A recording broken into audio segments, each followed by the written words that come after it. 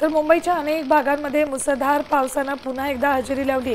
यामुळे मिठी नदीच्या पाणी पातळीत झपाट्याने वाढ होते। संततधार अशी सुरू राहिली तर मिठी नदीचं पाणी पात्राबाहेर येण्याची शक्यता आहे। त्यामुळे प्रशासन सतर्क झालंय।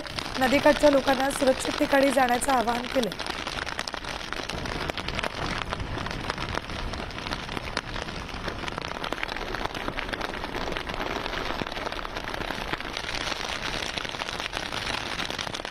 पाण्याची पातळी जास्त ओलांडलेली आहे।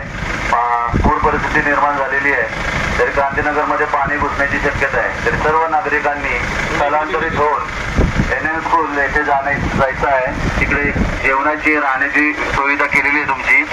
आणि बीएमसी अधिकारी, महाराष्ट्र शासन, पोलीस प्रशासन यांच्या वतीने तुम्हाला सतर्कतेचा इशारा देण्यात येत आहे। आपण त्वरित स्थलांतरित व्हायचं आहे। एनएम स्कूलमध्ये राहायचं आहे। तिकडे पुढील 24 तासामध्ये अतिवृष्टी डिक्लेअर केलेली आहे। त्याच्यामुळे अजून पूर परिस्थिती निर्माण होऊ शकते।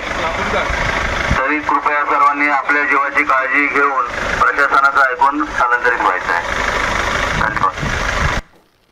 तर मिठी नदी परिसरातल्या सगळ्या नागरिकांना, रहिवाशांना स्थलांतरित होण्याच्या सूचना पोलिसांकडून करण्यात आल्या। आवाहन करण्यात आलेले आहे। तातडीने इथून आपलं आवश्यक ते साहित्य घेऊन सुरक्षित ठिकाणी जाण्याचं आवाहन केलंय।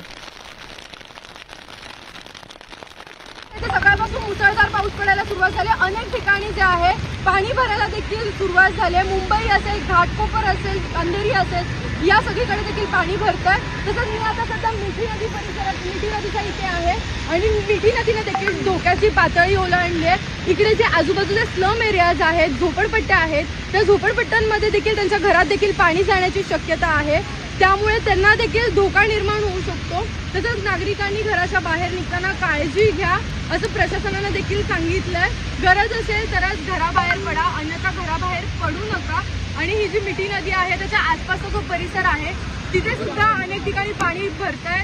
तसंच कुर्ला परिसर आहे, कुर्ल्यामध्ये देखील खूप जास्त प्रमाणात पाणी साचलेलं पाहायला मिळतंय। मुंबईत जे आहे ते सकाळपासून तर मिठी नदीनं धोक्याची पातळी ओलांडली आहे। त्यामुळे मुंबईकरांच्या काळजाचा ठोका पुन्हा एकदा चुकलाय। सगळ्यांना 26 जुलैची आठवण पुन्हा एकदा या मिठी नदीचं नाव येताच आली आहे।